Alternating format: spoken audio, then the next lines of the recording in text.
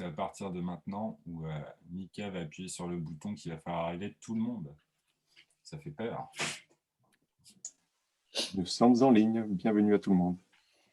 Bonjour à tous. Bon. Bonjour. Tu peux peut-être lancer, Naomi, la présentation? Yes. Au moins qu'on ait le premier slide qui tourne.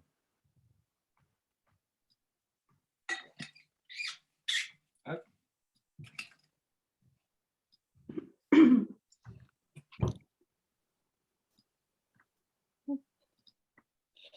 Bonjour à tous. Je vois qu'on commence à être nombreux. Les gens arrivent rapidement à se connecter. Merci à tous de participer à ce webinaire. Nous, on est ravis de pouvoir vous accueillir pour ce talk co-animé avec l'Académie du service et Orange autour de l'expérience client. En attendant que tout le monde parvienne à se connecter, pour les personnes qui ne nous connaissent pas encore, les Limpid Talks, ce sont des événements physiques et digitaux que nous organisons régulièrement pour partager nos expériences, échanger avec vous autour de vos problématiques digitales. Alors, mince, mon écran est figé. Alors, je vais arrêter mon partage et je vais recommencer. Ah, on peut faire 25 tests, ça marche, mais au moment du go live, ça voilà. N'hésitez pas à nous dire d'ailleurs dans le chat si tout fonctionne pour vous, nous dire un petit bonjour également. Et à poser bien sûr vos questions tout au long de la présentation. On essaiera d'y répondre au maximum au fil du déroulé de la présentation, mais bien sûr on prendra un moment tous ensemble à la fin pour échanger et répondre à toutes vos questions. Je vous souhaite à tous un très bon webinaire et je passe la parole à Christophe Chaudel qui va vous présenter Limpid. Merci Naomi. Alors moi, je n'ai plus la présentation en live. Est-ce que les gens l'ont? Non, il n'y a plus de présentation, Naomi. Pourquoi ça ne marche pas? Alors. Hop. Mais je peux présenter Limpid sans présentation. Non. Alors, parfait. Voilà. Merci. Limpid, nous avons créé Limpid en 2011, ça fait maintenant 10 ans. Notre métier, c'est être créateur d'expériences digitales. On est passionné par le digital et ce qui nous intéresse, c'est de pouvoir créer des expériences sur mesure qui vont être dédiées à un type d'utilisateur. On est 100% indépendant, on a la chance de réunir une équipe d'un peu plus de 30 talents, donc des métiers très différents qui trouvent leur complémentarité dans les projets digitaux, autant des techniciens, enfin des développeurs, des consultants UX, des UI designers, des gens qui sont là plus pour analyser les analytics, enfin toute la chaîne de métiers qui crée de la valeur autour du digital. On a la particularité, effectivement, Naomi l'a dit, d'avoir lancé un programme de talk parce qu'on aime parler de ce qu'on fait et parce qu'on trouve qu'on fait des projets géniaux avec des clients géniaux et qu'on aime pouvoir en parler, qu'on aime pouvoir donner de la visibilité et aussi acculturer petit à petit sur des notions qui sont aujourd'hui peut-être un peu perdues dans un flot de contenus digitaux. Donc, on fait des talks, des interviews, des webinaires. Et tu peux peut-être avancer. Pourquoi on fait de l'UX? Ça, c'est une question qu'on nous pose souvent et on adore cette petite vidéo pour l'expliquer. Pourquoi on fait un toboggan pour enfants? Généralement, on le fait pour que les enfants l'utilisent. Mais on se rend compte en situation réelle que c'est pas forcément, celui-là est particulièrement drôle, c'est pas forcément le résultat. Donc, le constat, c'est que finalement, si on ne co-construit pas avec des utilisateurs, on a une perte de performance et on n'arrive pas forcément à atteindre ses objectifs. Donc, faire de l'UX, c'est tout simplement mettre l'utilisateur au centre d'une démarche. Il y a des parties prenantes, il y a une équipe projet, il y a plein de choses, mais un utilisateur, finalement, il a une part importante dans cette équipe. Et un utilisateur, c'est complexe. C'est ça qui fait un peu la richesse de ce métier, c'est de savoir définir un utilisateur avec toutes ses émotions, tous ses usages, et ça à différents moments de la journée dans des contextes différents. Donc l'utilisateur, il est complexe, mais notre métier, c'est de rendre simple l'expérience qu'on va créer pour lui. On accueille Thierry. Merci beaucoup, Christophe. Je suis ravi de vous rejoindre aujourd'hui. Donc, mon nom est Thierry Spencer. Je suis directeur associé de l'Académie du service. Donc, l'Académie du service est une entreprise française indépendante, un cabinet de conseil et de formation. Notre ambition et d'accompagner les entreprises de toute taille et de tout secteur dans l'amélioration de leur expérience client et de leur expérience collaborateur. Et pour ça, nous avons une équipe de 15 experts et près d'une cinquantaine de vacataires qui vont nous aider, des experts aussi qui sont formés à nos méthodes et qui nous aident pour les déploiements. Donc, comme je vous le disais, dans des environnements très différents, dans des entreprises de toute taille et de tout secteur qui ont pour ambition de mettre en œuvre la symétrie des attentions. Alors, la symétrie des attentions, comme vous pouvez le voir juste après, eh bien, nous l'enrichissons depuis que nous en sommes les heureux défenseurs avec la publication chaque année d'un manifeste, avec la réalisation d'un colloque fin septembre chaque année, et puis bien sûr la mise en œuvre d'un label équipe heureuse, client heureux, qui consacre aussi les entreprises qui sont sur le chemin de l'excellence, en tout cas de la mise en œuvre de la symétrie des attentions. Alors, qu'est-ce que c'est la symétrie des attentions? Dans un schéma très simple, pour vous expliquer, eh bien, c'est le principe selon lequel la qualité de la relation client doit être égale à la qualité, doit être symétrique de la qualité de la relation entre les personnes au sein de l'entreprise.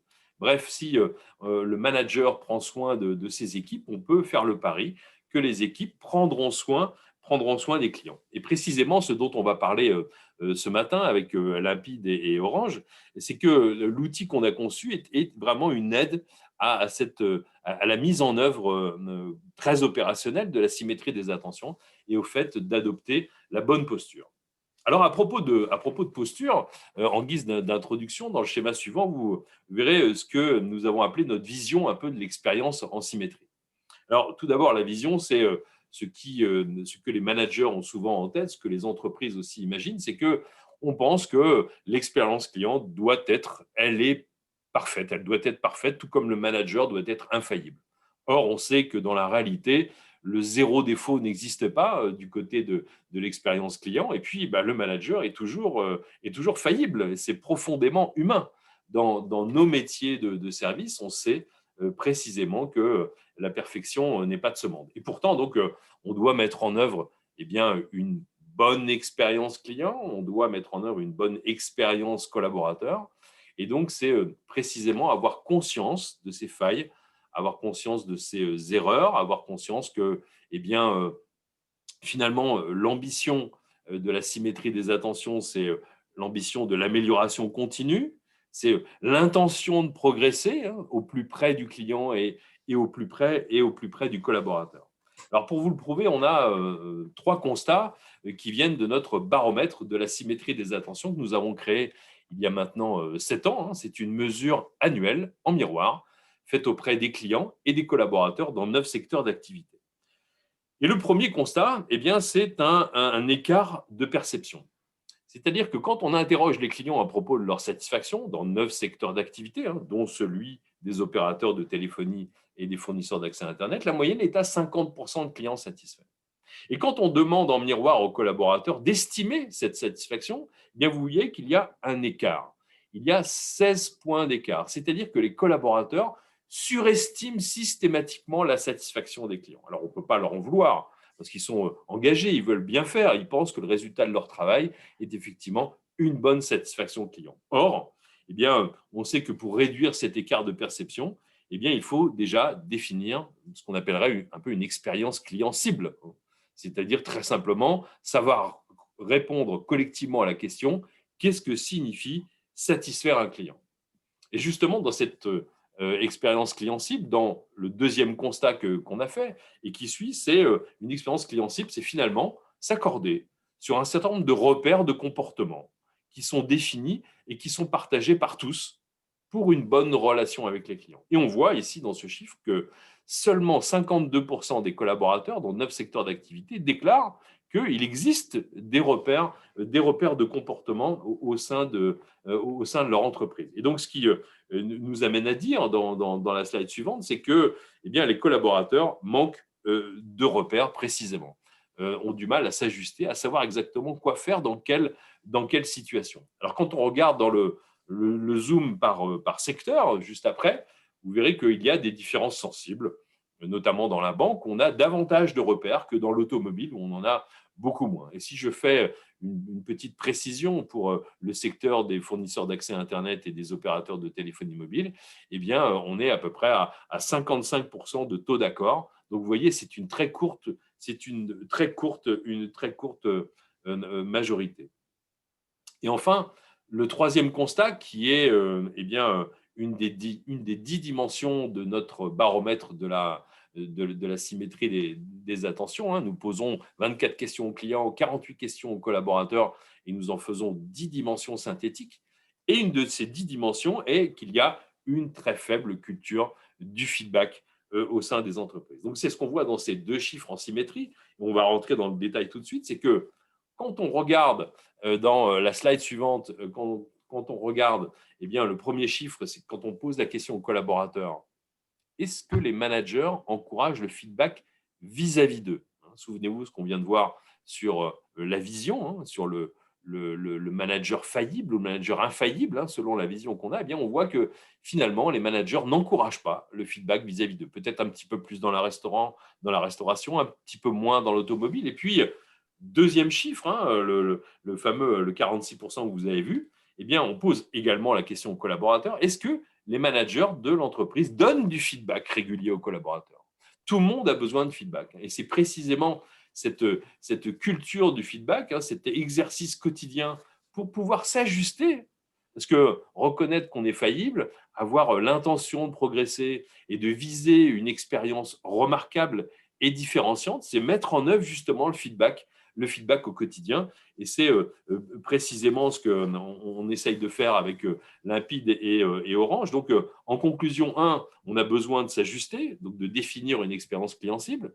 Deuxièmement, on doit adopter des repères de comportement, des repères de gestes, de paroles au quotidien, comment satisfaire un client, comment engager un collaborateur. Et enfin, mettre en œuvre la culture du feedback, c'est ce qu'on va voir maintenant. Donc, je vous remercie de votre attention pour cette introduction et je repasse la parole à Christophe et je le remercie encore de son accueil pour ce talk ce matin. Merci Thierry. Merci. On vient de voir justement que l'expérience utilisateur et l'expérience client, finalement, c'est des notions qui présentent des complémentarités assez fortes. On le voit dans les métiers, on le voit dans la perception, dans cette différence de perception entre une expérience vécue et une expérience imaginée. Et c'est finalement ce qui a aussi un peu réuni Limpide et l'Académie. C'est vrai qu'on partage aussi un autre point commun dans notre façon de travailler, dans la méthodologie qu'on met en place chez nos clients. Chez Limpide, on a 4 étapes pour pouvoir créer une expérience utilisateur efficace. C'est-à-dire qu'on va mesurer, définir, designer et ensuite faire la promotion des expériences qu'on crée. Là où l'Académie, pour bâtir une expérience client, va éclairer, concevoir, transformer et faire vivre. Et on est vraiment calé sur les mêmes étapes avec des réflexes qui sont assez semblables. Donc sur des métiers un peu différents qui se touchent, mais finalement cette complémentarité, on l'a vécu. Et on l'a vécu sur exactement ce que vient d'expliquer Thierry, c'est-à-dire que le management et le feedback, 2 dimensions sur lesquelles on s'est rendu compte, enfin l'Académie s'est rendu compte qu'il y avait un réel terrain propice au digital. Et donc l'Académie est venue qu'on puisse réfléchir à une solution, une web application qui va permettre de digitaliser un peu tout ça. Donc ça a donné naissance à Lookie. On a eu beaucoup de chance de pouvoir travailler avec les équipes de l'Académie sur cette problématique particulière. Et ça a donné donc naissance à un service digital novateur qui aujourd'hui est notamment déployé chez Orange. Et d'ailleurs, on accueille Séverine pour pouvoir nous présenter Lookie. Mais d'abord, Séverine, est-ce que tu peux te présenter en quelques mots? Oui, merci Christophe et bonjour à tous. Donc, je suis Séverine Karemi, directrice des projets digitaux à l'Académie du service. Et donc, j'ai le plaisir d'accompagner le développement de cette application Lookie qui fait l'objet de ce webinaire aujourd'hui. Donc, accompagner son développement avec mon collègue Fabien Klein, je pense, qui nous regarde, et aussi avec l'appui des équipes Limpide qui nous ont accompagnés dès le départ, à la fois dans la définition du projet, mais aussi aujourd'hui dans toute son évolution suite à tous les retours utilisateurs qu'on récupère au fil des projets. Donc, ma mission, c'est aussi évidemment d'accompagner la mise en œuvre de Lookie chez nos clients. Et donc, j'ai eu le plaisir de travailler avec les équipes de Nadine chez Orange pour un projet pilote qui a porté ses fruits, en tout cas qui a été à la hauteur des attentes. Alors, Looky, quelques mots sur cette application. Donc, c'est une web application, en effet. Et en fait, elle est née d'un constat qui est que lorsqu'on travaille avec nos clients sur la mise en place d'une expérience, d'un modèle d'expérience client qui leur est propre, on a besoin de faire bouger les lignes, on a besoin que l'organisation se transforme, mais aussi on a besoin que les comportements se transforment voilà, pour les équipes sur le terrain, mais aussi pour les équipes de back-office. Et cette question de transformation du comportemental, en fait, c'est quelque chose de très compliqué qu'on demande aux équipes. Or, c'est clé pour la réussite d'un projet d'expérience client. Pourquoi c'est compliqué? Parce que on n'est pas souvent, on a du mal en fait à faire son autocritique ou son auto-analyse sur ses compétences relationnelles.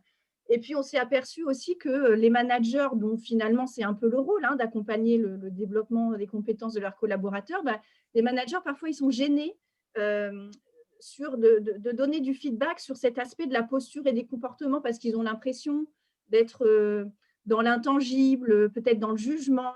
Enfin, donc, on rejoint en fait l'idée qu'expliquait tout à l'heure Thierry, un besoin de repères très fort, d'autant plus quand on travaille sur les comportements. Et donc, ce besoin-là, il nous a, et les difficultés que rencontraient nos clients dans leur phase de déploiement de leur expérience client ont mené à cette idée d'application qui est donc Looky et qui va justement donner ça. C'est-à-dire à la fois, ça donne une trame, un guide, c'est-à-dire ça met dans la poche de tous les collaborateurs le guide, le référentiel de l'expérience client. Donc, on s'assure d'une certaine homogénéité, tout le monde a l'information au même moment et est disponible à tout moment. Donc, ça, c'est déjà un premier pas très utile dans un projet de déploiement. Et ce que ça va offrir aussi, ce sont des repères, un cadre, de la méthode pour que les gens apprennent à donner du feedback et aussi à en recevoir, à s'observer de manière bienveillante, à pouvoir échanger avec quelqu'un pour lui donner, pour partager des pistes d'amélioration. Et puis, dans cette application, le bonus, c'est qu'en plus, les gens vont pouvoir valoriser leurs compétences et leurs progrès, suivre leurs progrès, bâtir leur plan de développement personnel. Enfin, tous ces outils qui font qu'on a envie de se transformer et qu'une organisation réussit à développer finalement sa culture du feedback autour de l'expérience client. Donc, voilà ce qu'est Looky. Et on comprend que ça intègre la symétrie des attentions dont parlait Thierry tout à l'heure, puisque le but, c'est vraiment de prendre soin finalement. À travers cette application, on génère de l'échange, de l'échange en temps réel. On ne veut pas numériser les échanges, mais on permet à chacun de prendre soin de soi, de la relation à l'autre, de prendre soin de son client, de prendre soin de ses collaborateurs et de son manager grâce à ces feedbacks qu'on s'offre. Donc, voilà ce que je voulais dire sur Looky. Merci Séverine. On a donc aujourd'hui la chance d'avoir un cas concret parce que la théorie c'est toujours très intéressant et ça marche très bien quand on la pose sur papier. Maintenant, la réelle question c'est comment Orange aujourd'hui met l'expérience client et utilisateur dans la poche de ses équipes. C'est vrai que c'est autour de ce sujet qu'on a souhaité créer cette table ronde et permettre justement d'avoir un retour très opérationnel des différentes étapes qui ont réussi à composer ce projet. Donc, on reçoit aujourd'hui donc 3 personnes qui ne sont pas les 3 seules personnes qui ont travaillé sur le projet, mais qui ont plutôt un rôle de représentant, chacun sur sa partie, pour pouvoir exprimer toutes les composantes de Looky. Tu peux peut-être avancer, Naomi. On va regarder plus précisément comment ça s'est passé et pour ça, on a le plaisir d'accueillir Nadine Lebéguec, qui est directrice du développement des compétences manager d'Orange. Donc, merci pour ta présence. Avant toute chose, est-ce que tu peux te présenter et expliquer ton rôle au sein d'Orange? Oui, bien sûr. Bonjour à tous. Alors, j'ai la chance de travailler au sein d'Orange France, la direction grand public, et plus précisément dans la direction formation et culture client, où j'ai une mission assez passionnante, puisque je suis chargée de produire les dispositifs de développement de compétences qui adressent les collaborateurs en relation client, que ce soit en service client par téléphone ou en boutique, sur le commercial ou le technique, et sur leur professionnalisation, aussi bien sur leur formation initiale que sur les projets dont nous allons parler justement autour de la relation client. Pouvez-vous nous présenter comment finalement est né le projet de transformation de l'expérience client Orange et aussi comment vous avez pu l'aborder? Oui, avec plaisir. Alors ça, c'est vraiment un projet très important que nous avons mené là, ces 2 dernières années. En fait, évidemment, notre ambition est d'être l'opérateur de référence et la relation client a une part prépondérante dans la qualité de cette relation et est un fort vecteur de satisfaction client. Et donc, bien qu'opérateur historique, nous challengeons constamment nos référentiels de relations clients et face à cette transformation assez radicale des comportements clients et aussi à la richesse du catalogue qu'Orange ne cesse de faire croître autour de nos usages du quotidien, qui sont ceux que nous avons tous avec nos mobiles, avec Internet et avec tous ces services. Nous avons choisi de rechallenger notre référentiel.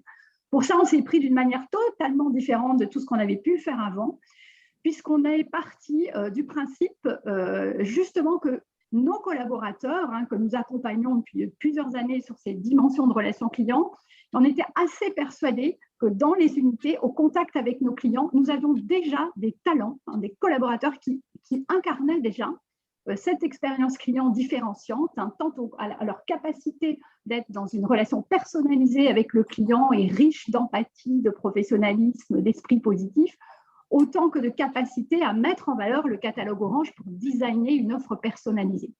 Donc, on aurait pu prendre un prestataire externe, comme on le fait ordinairement, et puis travailler avec lui à faire ça. Ce n'est pas ce qu'on a fait. En fait, on s'est immergé dans le quotidien de 200 conseillers, qu'ils soient en boutique, en plateau d'accueil téléphonique et même des techniciens. On a passé 2 jours avec eux. On a regardé leurs pratiques, on les a interviewés, on les a filmés, on les a fait s'exprimer sur la manière dont ils interagissaient avec nos clients et pourquoi ils le faisaient comme ça et qu'est-ce que ça générait pour le client et pour eux en tant qu'expérience salariée. Et riche de toute cette matière-là, on a designé un dispositif, un référentiel de relations clients qui s'appelle l'ACA. Donc, c'est 4 lettres très simples pour 4 étapes.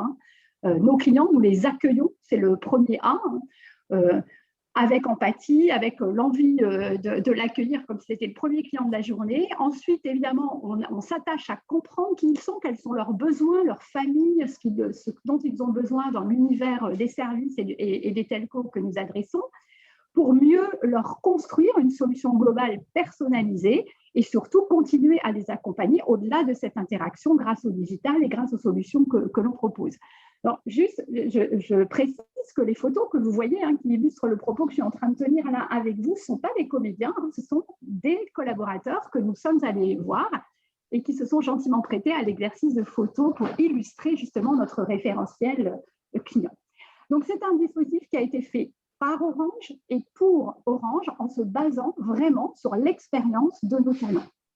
Alors, ces fondamentaux que nous avons donc traduits dans un dispositif pédagogique un peu original aussi, puisque c'est un dispositif e-learning, des capsules digitales, ne seraient rien sans, on sait que les sciences cognitives d'ailleurs sont assez claires sur le sujet, pour développer une nouvelle compétence, il faut la mettre en pratique au quotidien, mais recevoir un feedback.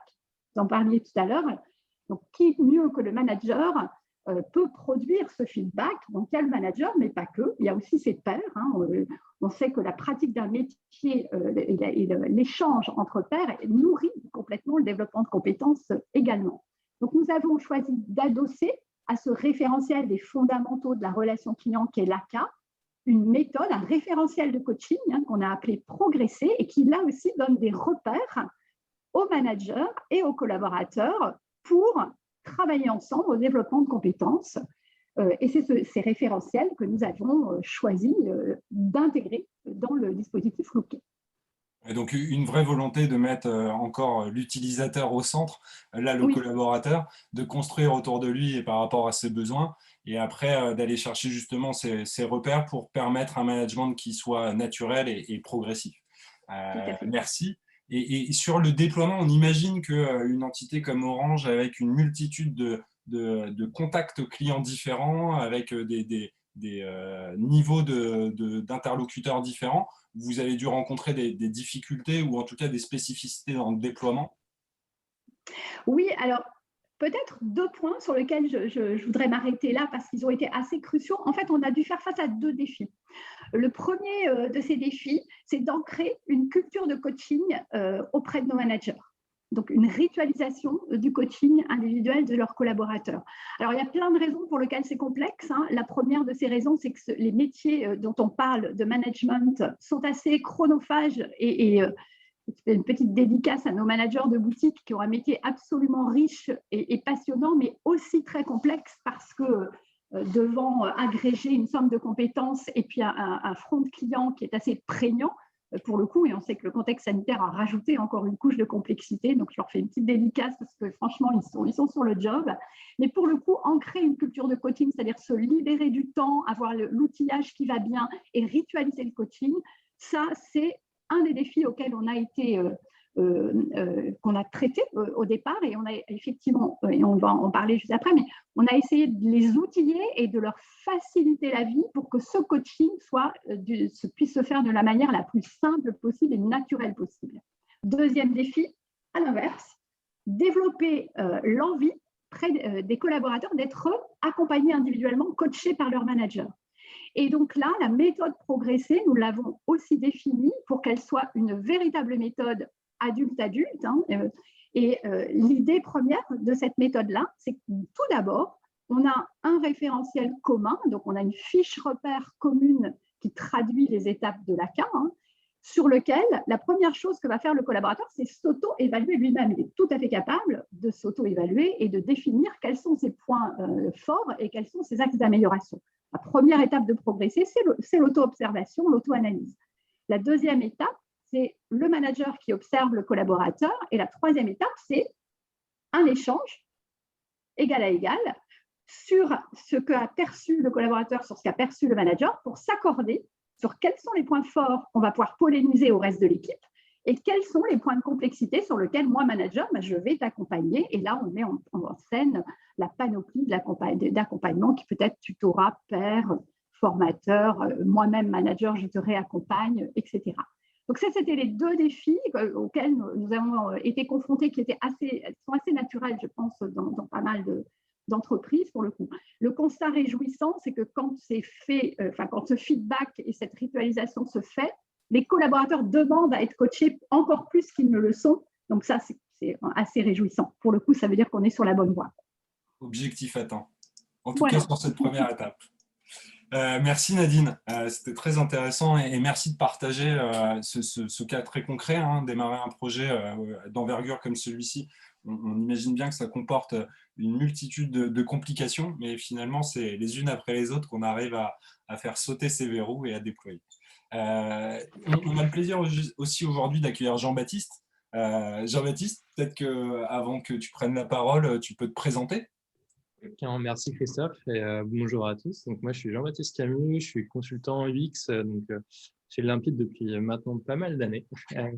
Et du coup, moi, mon quotidien, c'est d'accompagner des entreprises, ça peut être des startups, des PME, même des grands comptes, à travailler sur l'expérience utilisateur de leurs produits, qui peuvent être des sites internet, qui peuvent être des applications.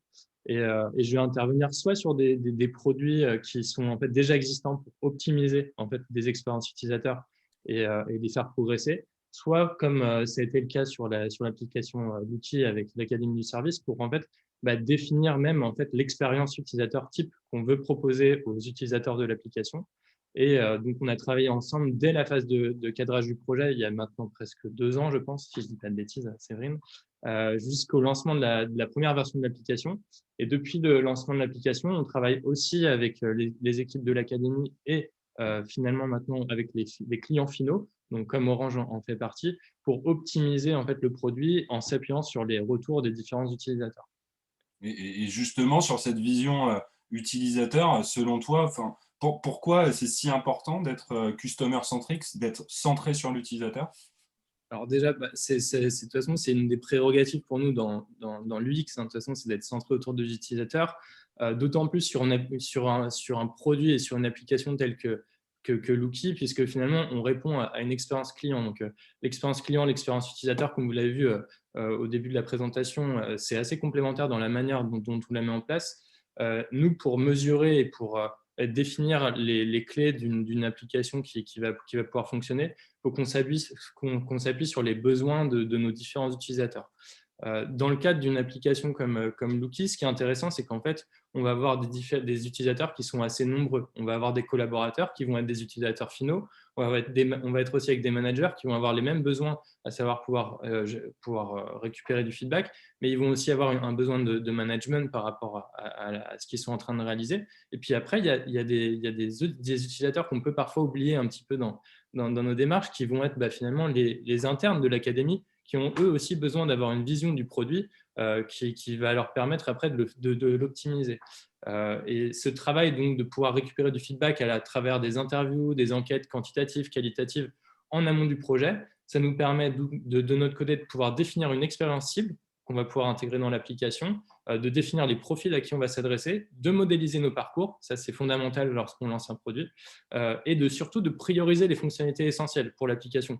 Comme on a parlé Nadine, comme on a parlé Séverine tout à l'heure, on a tellement en fait de possibilités dans cette application qu'il fallait qu'on détermine un schéma type en amont du projet pour dès lors avoir au moins un parcours pour observer et débriefer ses collaborateurs. Puis, au fur et à mesure, dès lors qu'on a lancé cette première brique fonctionnelle, on a pu, à travers de nouveaux échanges avec nos utilisateurs, faire évoluer d'abord cette brique-là, puis en associer des nouvelles. Donc, toujours cette notion de test and learn, de pouvoir tester les choses en réel avec des utilisateurs réels pour pouvoir améliorer.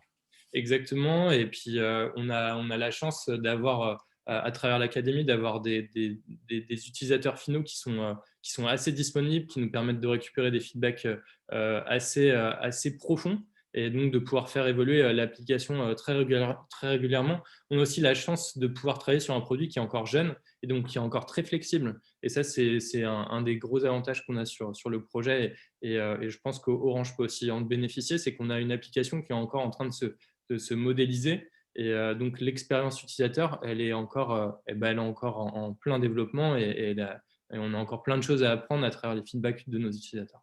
Avant de passer à ce slide-là, j'aimerais juste avoir le retour de Nadine sur… vous avez recherché des innovations en matière de coaching, vous avez choisi de tester Looky.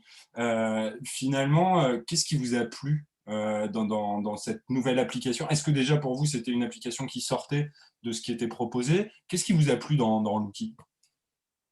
Alors, on cherchait effectivement, comme tu le signales, Christophe, quelque chose qui permette de simplifier la vie de nos managers et de nos collaborateurs autour de ce coaching du référentiel de relations clients AK. Et la proposition de l'Académie du service, elle nous a séduit assez rapidement parce que la première chose, c'est qu'elle était déjà nativement câblée avec notre propre référentiel, à savoir de permettre de rentrer nos référentiels dans Looky sans avoir un travail conséquent à faire. Enfin, c'était assez simple de pouvoir rentrer à la fois le référentiel AK, donc les fiches repères, de rentrer à la fois le référentiel progressé. Ça a été adapté de façon assez souple.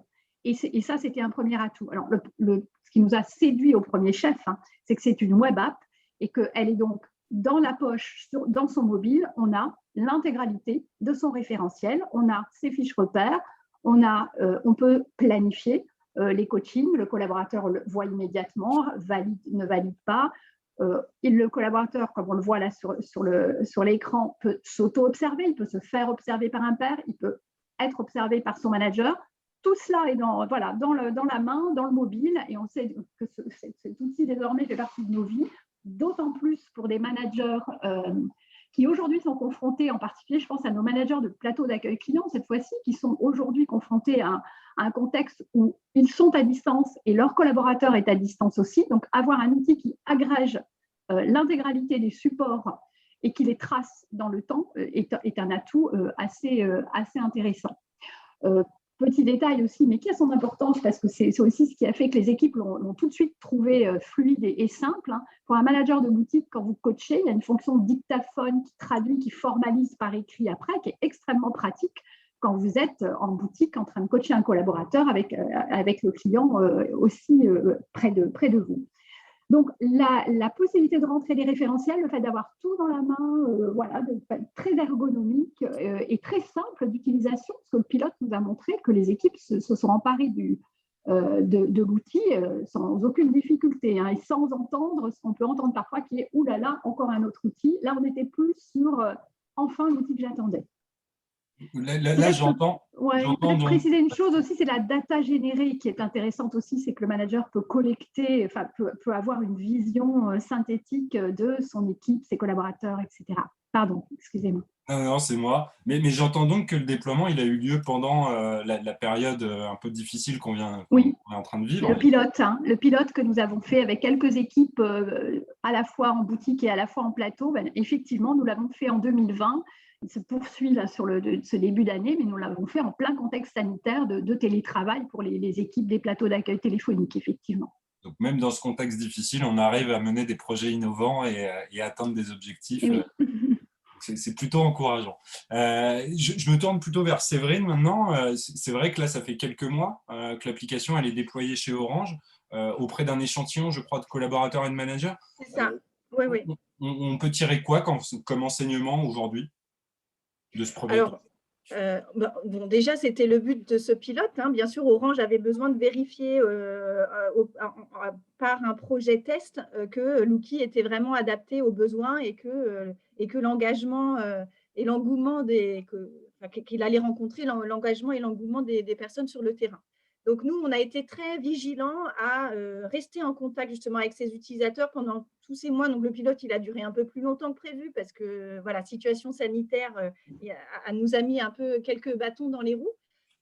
Donc, on a pris la décision de prolonger le pilote parce que pour nous, c'était impensable de prendre une décision. En fait, et pour Orange, c'était impossible de prendre une décision d'une généralisation sans avoir vérifié et collecté ces feedbacks. Donc, on s'est mis en fait en écoute active des utilisateurs. On a planifié avec eux des rencontres régulières de manière à entendre comment ils utilisaient l'application, quelles difficultés ils rencontraient. Et puis, à la fin de ce pilote, finalement, on a pu faire émerger des axes d'amélioration. Alors déjà, ce que j'ai envie de dire, c'est que Nadine, elle expliquait tout à l'heure que le modèle AK, c'est aussi une méthode, en fait, une méthode d'accompagnement des collaborateurs. Et que finalement, très naturellement, les deux approches, celle que propose Lookie et celle que Orange, avant même Lookie, avait mis en place, se sont rencontrées. En fait, il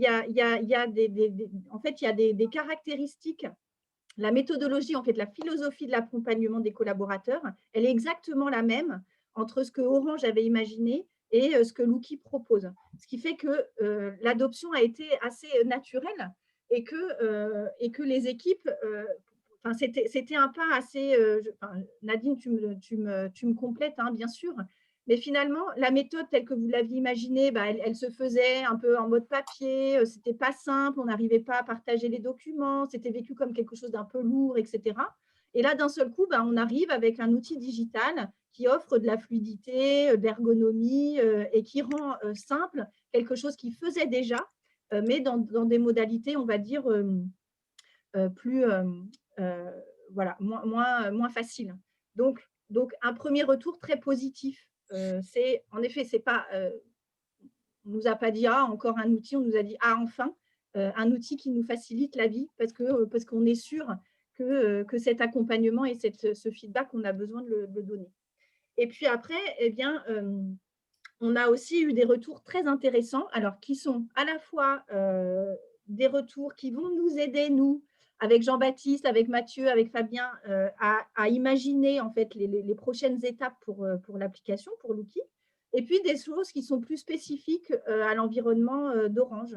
Donc, par exemple, les utilisateurs, les managers nous ont demandé de pouvoir personnaliser encore plus les fiches d'observation par utilisateur, par collaborateur qu'ils observent, par exemple. on nous demande aussi de pouvoir décentraliser la gestion des utilisateurs de manière à rendre les managers plus autonomes.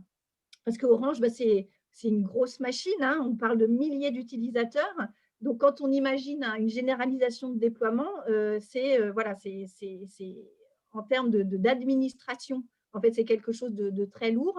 La centralisation, elle a peu d'intérêt dans leur contexte. Donc, une piste qui nous ont amené à creuser, c'est ça, c'est comment on rend les managers encore plus autonomes dans la manière dont ils s'approprient et dont ils utilisent cet outil.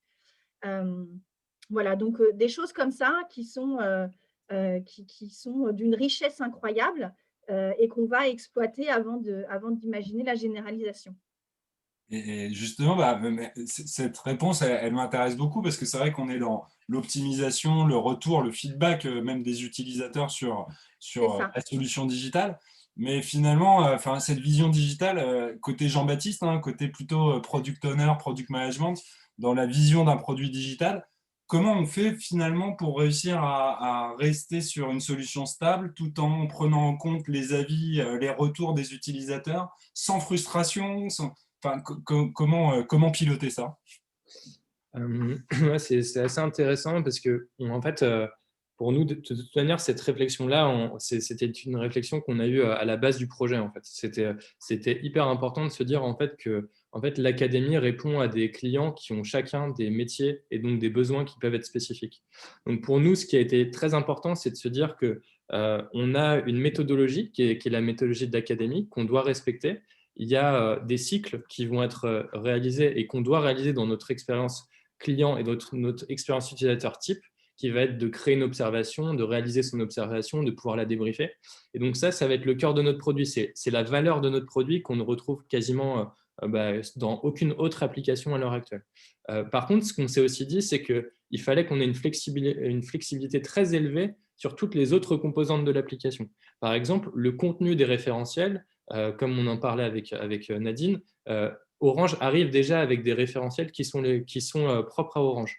On avait anticipé en fait la possibilité et on a donné la capacité de pouvoir intégrer des référentiels dès lors qu'ils existent déjà. Par contre, si un client arrive sur l'application de l'académie de l'outil sans référentiel, il va pouvoir utiliser des référentiels qui vont être développés avec l'académie. Donc, c'est sur ces éléments-là qu'on a créé un maximum de flexibilité. Et puis ensuite, sur tout l'environnement graphique, ça, c'était une des grandes entrées qu'on avait définies au lancement du projet. C'était de se dire qu'en fait, on va travailler beaucoup dans des entreprises qui ont besoin de mettre leurs pattes sur l'application, de pouvoir présenter à leurs utilisateurs finaux, donc généralement leurs collaborateurs, leurs managers, un outil qui leur ressemble. Et c'est par rapport à ça qu'on a pu avoir en fait une forte évolution graphique dans tous les éléments qui composent l'application, pour pouvoir, si on le souhaite, changer des pictogrammes, changer des couleurs, changer la taille des boutons. On est assez flexible là-dessus. Et finalement, chaque client pourrait avoir son environnement propre, que ce soit avec ses codes couleurs, ses référentiels. Et comme le disait Séverine, on va jusque, pour certains clients, et notamment Orange, à déterminer des fonctionnalités qui sont spécifiques à Orange. On peut les tester avec Orange. Et puis, on peut se dire que si ces fonctionnalités sont très utilisées chez les utilisateurs d'Orange, on peut aussi les déployer chez d'autres clients. Merci. Donc, on se rend bien compte que sur le déploiement, l'étape 1, on est sur un projet qui a validé en tout cas ses premiers objectifs. De ton côté, Nadine, la suite sur le projet Lookie, le déploiement, comment vous voyez les choses chez Orange?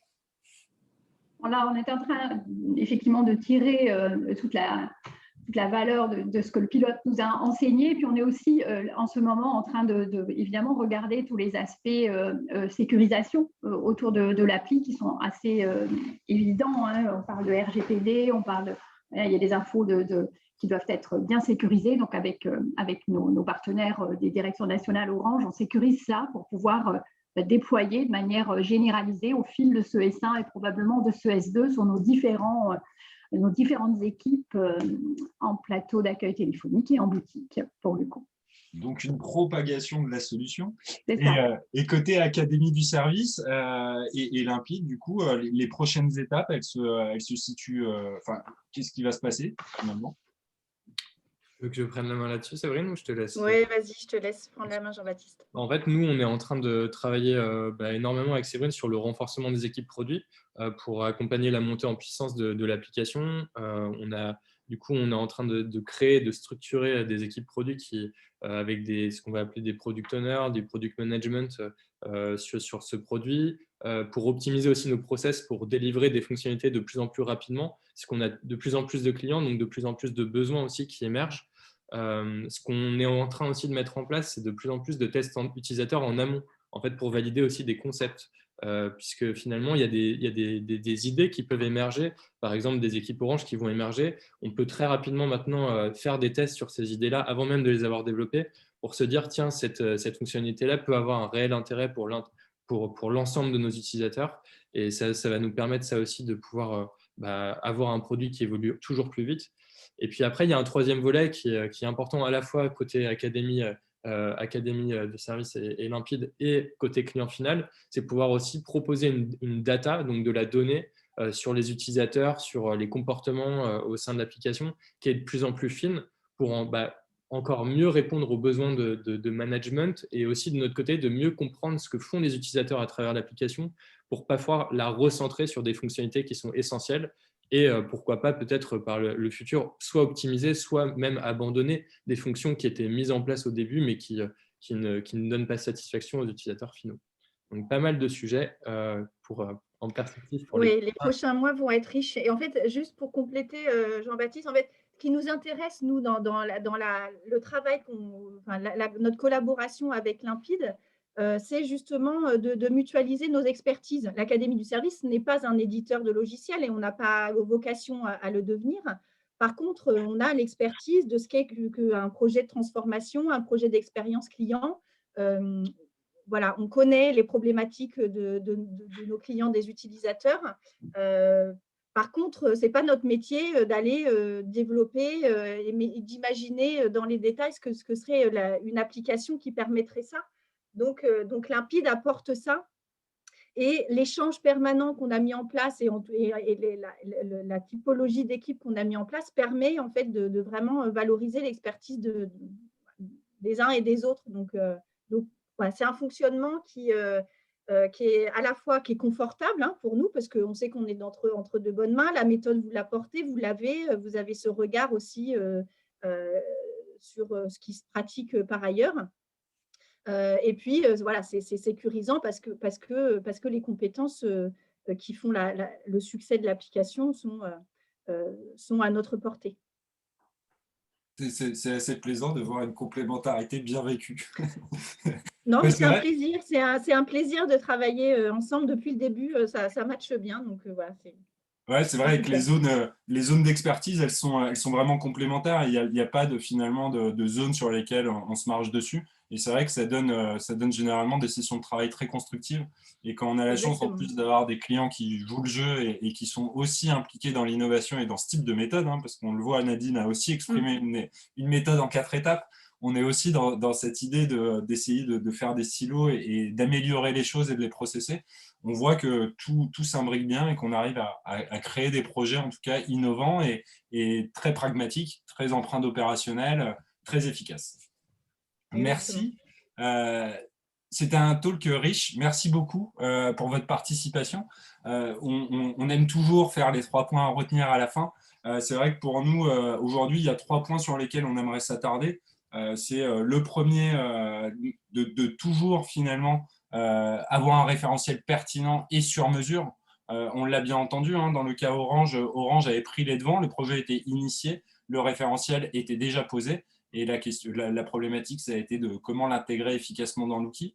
Mais Thierry l'a dit tout à l'heure, et Séverine aussi, la question du référentiel, c'est quand même la base de l'expérience client. Et savoir designer un référentiel qui soit vraiment dédié va permettre de mettre en avant finalement le service que vous voulez proposer, la qualité, le savoir-faire. Le point 2, il vient vraiment de chez nous. C'est-à-dire qu'on est entièrement d'accord avec le point qu'a abordé tout à l'heure Thierry. On ne pense pas qu'il y a de recette magique, on ne pense pas qu'on atteint la cible au centre du premier coup. Nous, on pense que le test, le prototype et le test permettent d'avancer et permettent d'aller beaucoup plus vite dans l'opérationnel. Donc, au lieu de créer une solution de A à Z, prototypez-la, mettez-la en place, testez-la avec un panel, un échantillon, des gens qui sont représentatifs et qui ont des besoins réels. Vous pouvez avoir de super idées, un prototype peut vous montrer que finalement votre idée, elle n'est pas si bonne que ça. Et il ne faut pas le prendre mal, il faut juste chercher à améliorer les choses, à les optimiser.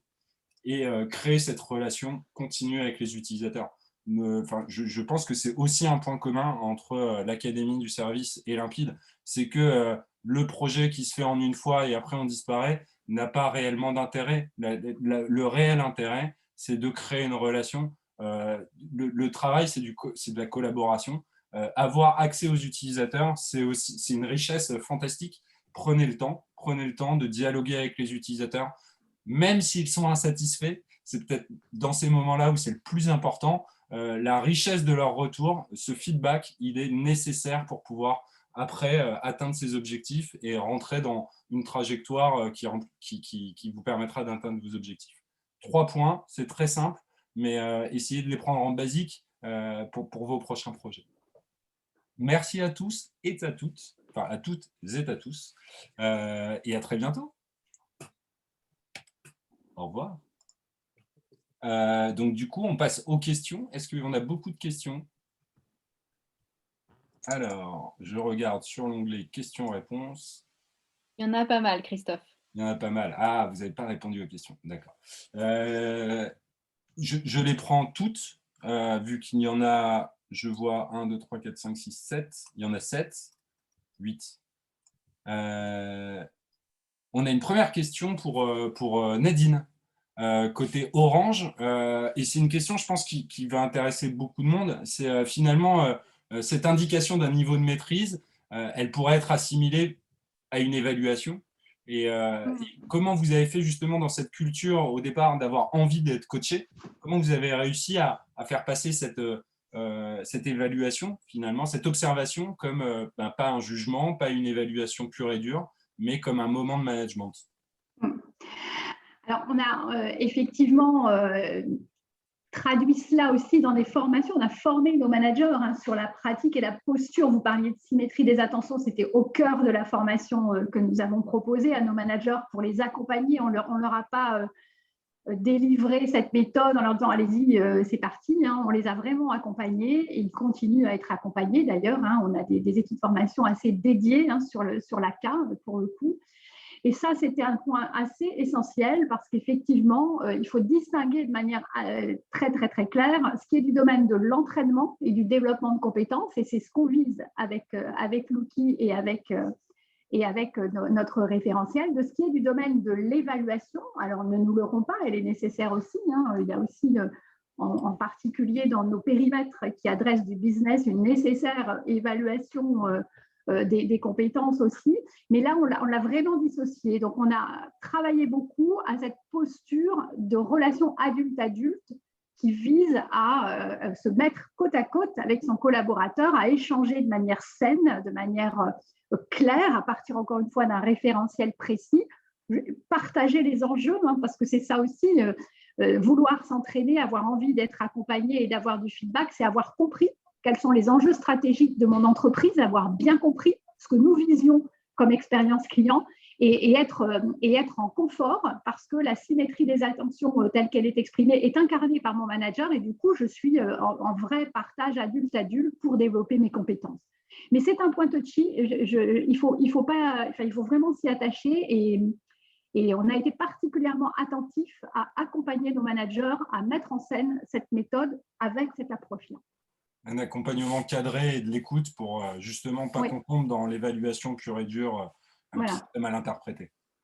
Il y a une question très opérationnelle chez les équipes Orange. Est-ce qu'ils ont l'outil sur leur smartphone personnel ou professionnel? Alors, ils auront l'outil sur leur smartphone professionnel. Il faut savoir que l'outil, vous l'avez aussi sur un PC, si vous voulez. Donc, il y a les deux, mais c'est plutôt évidemment sur les smartphones professionnels, c'est ce qu'on vise, même si effectivement, on n'a pas non plus 100% de nos collaborateurs aujourd'hui qui utilisent de manière récurrente leur mobile professionnel, mais on touche pas loin du but néanmoins. Et donc, bien sûr, c'est dans le cadre des mobiles professionnels. Super. Une autre question encore pour Orange, qui vient apparemment d'une entité d'Afrique. La question est toute simple, c'est demain, je veux déployer Lookie à Orange Cameroun. Est-ce que c'est faisable? A Hors de priori, ça peut France. s'envisager. Hein. Il y a pas de voilà. En tout cas, le test que nous avons fait sur le périmètre France avec le référentiel AK montre que c'est possible. Donc tout peut s'envisager. Il faut regarder. Ok. Et côté académie, pas de restriction à sortir de France? Pas de restriction du tout à sortir de France. Ok. Dans ce cas-là, on mettra en priorité dans la roadmap le multilinguisme au sein de Lookie, n'est-ce pas, Jean-Baptiste? Ouais, c'est ça, exactement. C'est prévu pour, en tout cas. Ça a été prévu C'est pour. prévu pour, oui. Ok. Et peut-être une dernière question sur le remplissage du formulaire dans le cadre du feedback. Est-ce qu'aujourd'hui, vous tenez les stats au final de ce qui est rempli correctement après une observation sur les sessions de management qui s'en suivent? Alors là, la partie reporting, on est en train de la travailler hein, pour le coup là, parce qu'on est en train aussi de la designer, parce qu'on a été très attentif aussi à ne pas faire. Enfin, la data, c'est génial, mais trop de data, ça devient peut-être un peu anxiogène et on peut vite se concentrer plutôt sur des chiffres que sur la réalité tangible de la qualité de ce qui est fait. Et donc là, on est en train de travailler avec l'Académie du service à regarder quel est le reporting dont nous avons besoin et juste celui dont nous avons besoin et qu'est-ce qui peut effectivement qualifier la qualité de la formalisation qui est faite sans être encore une fois dans une évaluation de ce que fait le manager, mais plutôt dans un conseil de qualité pour nous assurer que c'est fait avec qualité en fait. Une dernière question, cette fois plus Académie du service. En termes de coûts, toujours cette question de coût est toujours importante, mais en termes de coût et de planning, l'implémentation d'un Lookie chez un nouveau client, ça coûterait combien et ça prendrait combien de temps?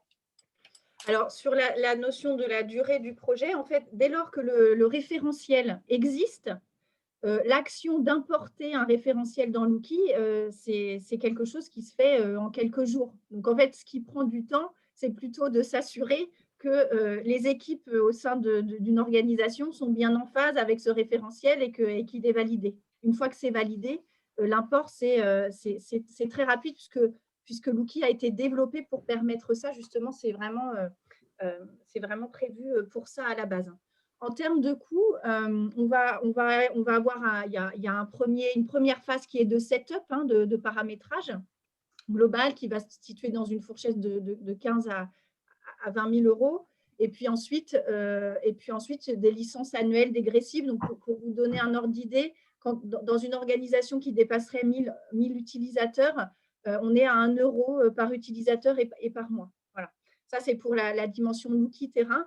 Et puis après, il faut y ajouter l'outil data dont on parlait tout à l'heure, qui se situe autour de 30% du montant de l'application Lookie terrain.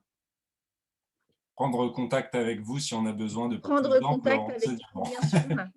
Parce qu'on le voit de toute façon, tout démarre avec une méthodologie, une écoute, et quand même une phase il faut se connaître, il faut pouvoir réunir les bons éléments pour que le contexte permette le déploiement d'un outil magnifique comme Lookie. Et nous, on vient apporter aussi notre expertise, notre méthode. Enfin, en fait, quand on aborde un projet Lookie, on ne l'aborde jamais sous une dimension purement fonctionnelle, parce que ça ne marcherait pas. Enfin, Nadine l'a expliqué. Hein, en fait, ce qui va marcher, c'est la manière dont les équipes vont l'adopter ou pas. Donc, en fait, on est très vigilant et très sensible à cette dimension-là, de la manière dont on le met en place, dont on le met entre les mains des équipes. Donc, c'est pas un projet fonctionnel, en fait, mettre en place une application comme Lookie. C'est vraiment un projet d'équipe et de transformation et ça nécessite de l'accompagnement. Que l'académie, enfin, c'est son cœur de métier, donc c'est ça qu'on propose à nos clients. Parfait. Il y a une dernière question qui, je pense, peut être intéressante. Est-ce que cette Lookie est liée à un programme de formation, à d'autres plateformes de formation, ou est-ce que vous embarquez directement dedans des sessions de formation, de coaching? Alors, on embarque dedans. Lookie permet cette souplesse de pouvoir se lier à une plateforme de formation de nos clients, utilisateurs, ou bien de permettre de se lier directement à notre plateforme à nous. On offre justement, on a toute une gamme, un catalogue de formations sur les fondamentaux de la relation client, la gestion des situations difficiles, la distanciation, qui est un sujet d'actualité, les clés du savoir-être, etc. Donc, toute une gamme de formations qui sont accessibles depuis l'outil, si le client le souhaite. Mais encore une fois, tout ça est paramétrable. Personnalisable au Et maximum. personnalisable, exactement. Jusqu'à un certain point, dirait Jean-Baptiste. En fait, pour la personnalisation, en fait, il faut simplement que ça ne remette pas en cause l'expérience type qui a été modélisée. Sinon, en fait, dès lors qu'on sort de ça, on s'expose à un risque, en fait, c'est de plus rentrer dans une vision qui avait été posée et donc d'en sortir. Mais à l'heure actuelle, ça se fait aussi forcément en échange avec nos différents clients, nos partenaires même, pour réussir à définir en fait les points sur lesquels on va pouvoir être flexible et les points où justement il faut qu'on conserve une certaine rigueur pour garder finalement le cœur du projet qui soit viable en fait. Sinon, ça n'a pas vraiment de sens au final. Tout customiser n'aura pas vraiment de sens. Merci à tout le monde. Est-ce que quelqu'un souhaite rajouter un mot avant que l'on se quitte? Mot de remerciement, c'est tout. Merci encore Christophe, merci Jean-Baptiste et Naomi. Et puis bien sûr, un grand merci à Nadine pour ce témoignage. Je pense que Avec plaisir. ça illustre parfaitement aussi nos ambitions de rendre des choses très, très, très simples avec des témoignages très opérationnels. Et merci à Séverine d'avoir accompagné ce témoignage et de nous avoir expliqué ce projet qu'elle porte merveilleusement avec passion. Avec plaisir. C'était un plaisir de vous entendre et pour une première collaboration sur un talk, on est vraiment très content du déroulé et de la richesse de la session. Donc merci à tous, merci à toutes et on vous souhaite une excellente journée. Merci à tous. À très bientôt. Au revoir. Merci, très belle Au revoir. journée à tous. Très belle journée. Bonne journée.